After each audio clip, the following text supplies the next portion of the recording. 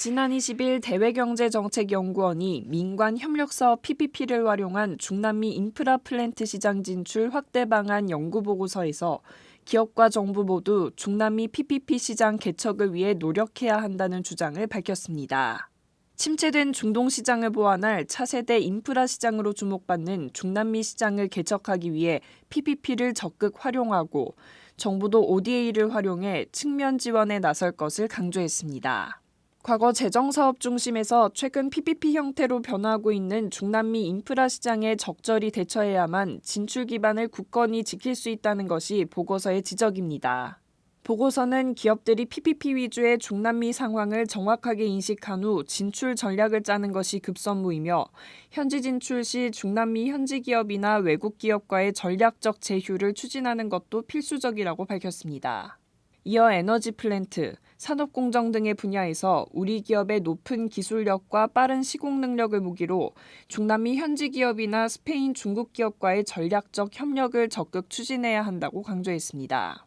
정부 차원에서는 ODA와 연계한 PPP 사업 지원 확대를 공고했습니다. 사업 준비 발굴 단계에서 경제발전 경험 공유 사업, 코이카와 국토부 마스터 플랜 사업을 통해 지원하는 한편 민간 제한 사업 추진 시 사전 타당성 검토에 필요한 선투자도 ODA 자금으로 지원하는 방안을 제안했습니다. 보고서는 이 밖에도 정부와 민간의 체계적 협력 채널인 프로젝트 수주협의회를 마련해 인근 국가로의 확장 가능성이 큰 PPP 사업을 발굴해 운영하는 방안도 제시했습니다. 이어 국내 기업끼리 전략적 제휴를 통해 현지에 동반 진출할 경우 금융 ODA 등 파격적인 인센티브를 제공하는 방안도 필요하다고 강조했습니다. 지난 21일 발전대한 피다가 최순실 ODA 이권 개입에 연루된 국조실, 외교부, 코이카는 반성하라는 성명을 발표했습니다. 발전대한 피다는 국무조정실, 외교부, 코이카를 대상으로 최순실의 ODA 이권 개입에 관한 공개 질의서를 발송하고 코리아에이드와 미얀마 K타운의 추진 경위, 그리고 코이카 김인식 이사장 임명 과정에 대해 질의했습니다. 그러나 세 기관 모두 민감한 질의에는 알지 못한다거나 무관하다는 입장을 고수했습니다. 성명서는 이를 바탕으로 이번 사태에 연루된 주요 정부기관인 국조실, 외교부, 코이카의 무책임한 태도를 지적하며 진정성 있는 반성을 촉구했습니다.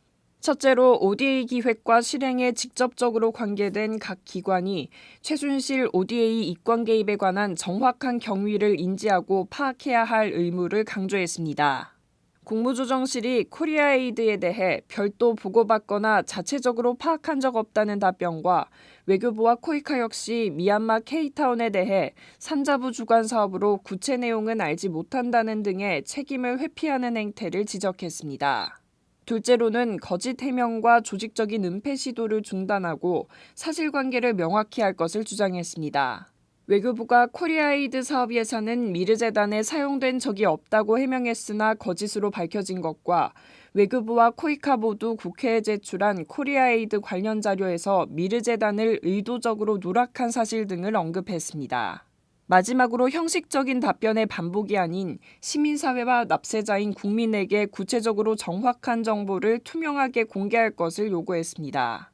코리아에이드 명칭 폐기와 사업 전면 폐지를 묻는 질의에서도 코이카와 외교부는 서로 책임을 떠넘기는 식의 답변으로 일관했습니다. 이처럼 명확한 입장을 밝히지 않는 태도는 의혹을 더욱 부추길 뿐이라고 주장했습니다. 성명서는 최순실이 ODA로 이권을 챙길 수 있었던 것은 박근혜 전 대통령의 권력만이 아니라 이에 침묵하고 동조했던 정부기관이 있었기 때문이라며 ODA 이권 개입에 관련된 정부기관이 잘못을 인정하고 반성하는 태도에서부터 한국국제개발협력은 위기를 딛고 다시 시작할 수 있을 것이라는 입장을 밝혔습니다.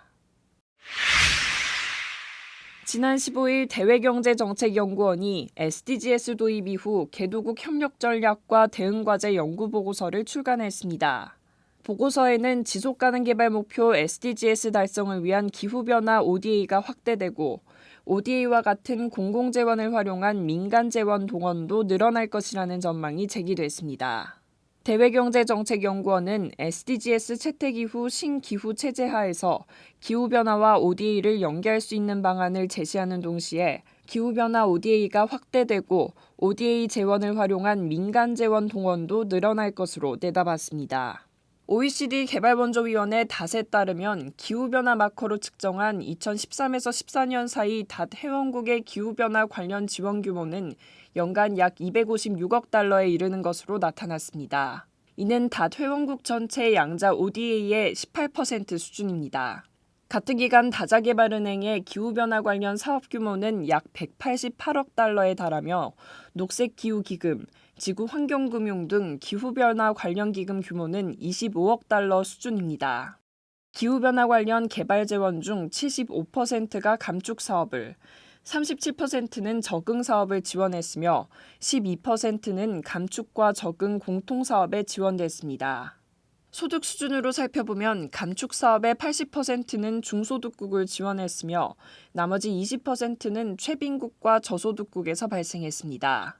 적응 사업의 경우 이 비율은 61대 39로 나타났으며 주요 분야는 에너지 발전과 공급 27%, 운송과 저장 19%, 일반 환경보호 11%, 농림수산 분야 10%, 물 공급과 위생 8% 등입니다. 보고서는 2020년까지 연간 1,000억 달러 규모로 종성하고 이후 지속적으로 확대해야 할 기후 재원의 출처는 민간 부문이며 이는 민간 부문이 기후변화의 사회적 책임을 넘어 새로운 사업 모델의 주 요소로 인식한다고 밝혔습니다. 이어 민간 부문의 참여를 촉진하기 위한 다양한 공공재원 수단, 역량 지원, 적절한 정책 개입의 중요성을 강조했습니다. ODA 웹TV 송영빈이었습니다.